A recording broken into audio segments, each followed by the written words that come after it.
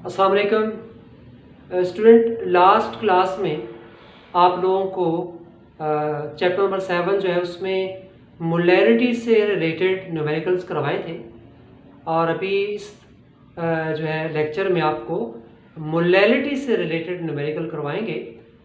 Molarity और molarity जो है दो अलग चीज़ें हैं। दोनों के न्यूमेरिकल काफ़ी हद तक जो है रिजेंबल करते हैं। अगर आपने मोलैरिटी के न्यूमेरिकल कर दिए तो ये न्यूमेरिकल आपको फ़ौरन समझ में आ जाएंगे। स्टूडेंट हम देखते हैं हमारे पास क्वेश्चन क्या है। क्वेश्चन ये है कि कैलकुलेट द मोलैरिटी। हमने मोलैरिटी कैलकुलेट करनी है किसकी? सोल्यूशन की। और वो सोल्यूशन जो है उसमें क्या है, उस सोल्यूशन में 5.3 ग्राम सोडियम कार्बोनेट जो है उसको डिज़ोल्व किया हुआ है 500 ग्राम वाटर में। ठीक है, यानी कि यहाँ पर हम इसको इस तरह से देख लेते हैं कि हमारे पास यहाँ पर देखें वाटर है, पानी है, कितना है 500 ग्राम्स। ठीक है, ये वाटर है, इस वाटर में डिज़ोल्व किया गया है 5.3 ग्राम सोडियम कार्बोनेट। ठीक है, यानी कि ये सॉल्यूट है और ये सॉल्वेंट है, इनको मिलाया गया तो सोल्यूशन बन गया। अब इस सोल्यूशन की मोलैरिटी क्या है ये हमने फाइंड आउट करनी है। हम पहले इसका डाटा बनाते हैं। डाटा क्या बनेगा कि देखिए यहाँ लिखा हुआ है 5.3 ग्राम ऑफ सोडियम कार्बोनेट, तो ये सॉल्यूट का मास दिया हुआ है, सोडियम कार्बोनेट का मास दी, तो लिखा मास ऑफ सोडियम कार्बोनेट या मास ऑफ सॉल्यूट कितना है 5.3 ग्राम। ठीक है, ये हम यहाँ लिख देंगे डाटा में। और क्या दिया हुआ है 500 ग्राम ऑफ वाटर, यानी मास ऑफ सॉल्वेंट दिया हुआ है, सॉल्वेंट का मास यानी वाटर का मास बताया हुआ है 500 ग्राम। ठीक है, उसके बाद इन क्वेश्चंस को सॉल्व करने के लिए हमें जो है सॉल्यूट का मोलर मास भी पता होना चाहिए। ठीक है, तो सोडियम कार्बोनेट का Na2CO3 का मोलर मास भी हम कैलकुलेट करेंगे। ठीक है, ये कैलकुलेशन आपको पहले सिखाई गई है तो आपको आनी चाहिए। तो इसका जब मोलर मास कैलकुलेट करेंगे तो 106 ग्राम आए। ठीक है, मोलैरिटी क्वेश्चन मार्क यानी फाइंड आउट करनी है। ये हमारे पास क्या बन गया है, डाटा बन गया है। अब हम फार्मूला अप्लाई करते हैं। मोलैरिटी का फार्मूला क्या है स्टूडेंट? मोलैरिटी का फार्मूला है ग्राम मास, किसका? Mass of solute, divided by molar mass, किसका? Molar mass of solute, multiply mass of solvent. ठीक है, सॉल्वेंट का मास, और यहाँ पर क्या आ जाएगा 1000। ठीक है, ये यानी फार्मूला जो है इसमें 1000। ये 1000 कब लगाते हैं, इसका मकसद क्या होता है? इसका मकसद ये होता है कि जो सॉल्वेंट का मास ग्राम में दिया हुआ है उसको किलोग्राम में कन्वर्ट करना है। अगर आप इधर इसको किलोग्राम में कन्वर्ट कर लें, फॉर एग्जांपल इसको कन्वर्ट कर लें, तो फिर ये 1000 यहाँ पर 1000 जो है इसको लिखने की ज़रूरत नहीं है। ठीक है, ये उसी सूरत में लिखेंगे जब आप यहाँ ग्राम में मास दिया हुआ है और यहाँ ग्राम में लिखेंगे। ठीक है, तो ग्राम मास को जब किलोग्राम में कन्वर्ट करते हैं तो उसके लिए 1000, तो इसलिए यहाँ 1000 आएगा। और अगर आपके पास डेटा जो बनता, आपको सॉल्वेंट का मास पहले से किलोग्राम में गिवन होता तो फिर ये 1000 यहाँ नहीं लिखते। ये बात याद रखने की बात है। अब आगे बढ़ जाते हैं, फार्मूले में वैल्यूज पुट करते हैं। देखिए सबसे पहले ग्राम मास, किसका ग्राम मास?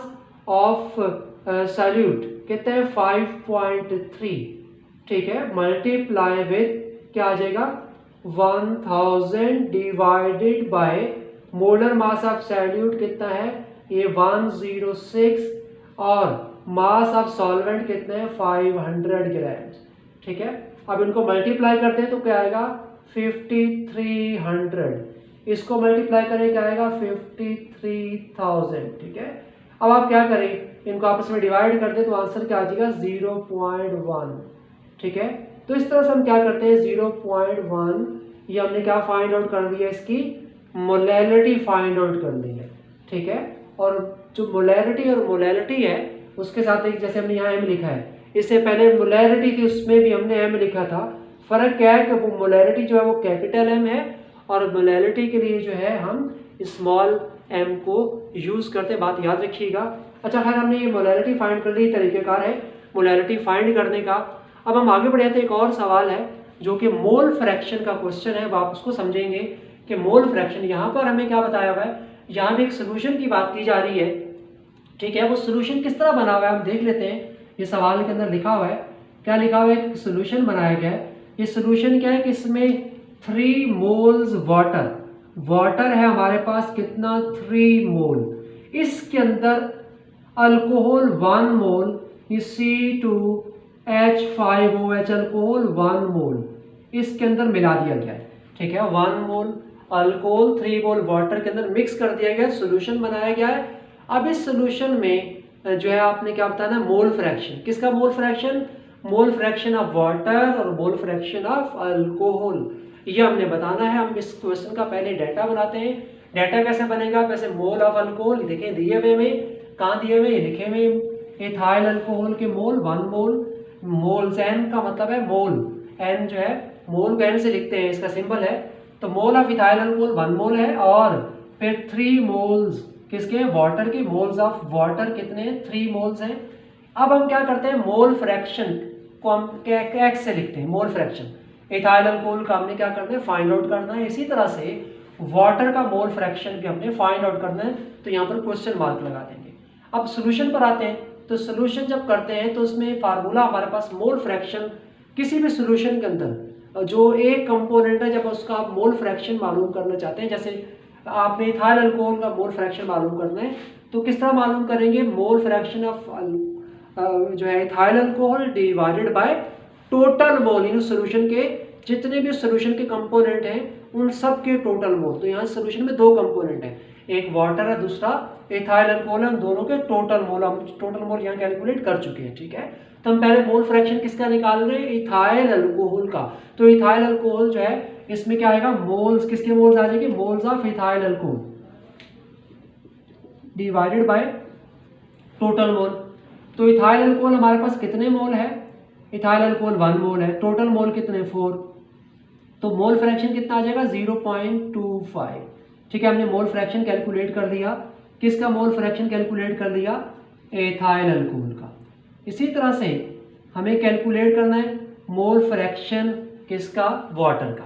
तो यहाँ पर क्या करेंगे, अब आप खुद सोचें कि वाटर के मोल फ्रैक्शन के लिए यहाँ किसके मोल आएंगे? यहाँ पर मोल्स ऑफ वाटर आ जाएंगे, ठीक है, डिवाइडेड बाय क्या आ जाएगा? Total moles. तो मोल्स ऑफ वाटर जरा देखें कितने मोल्स हैं वाटर के, यहाँ पर आप देखें कितने हैं? 3 मोल हैं, डिवाइड बाय टोटल मोल कितने हैं? 4 हैं, डिवाइड करते हैं तो 0.75।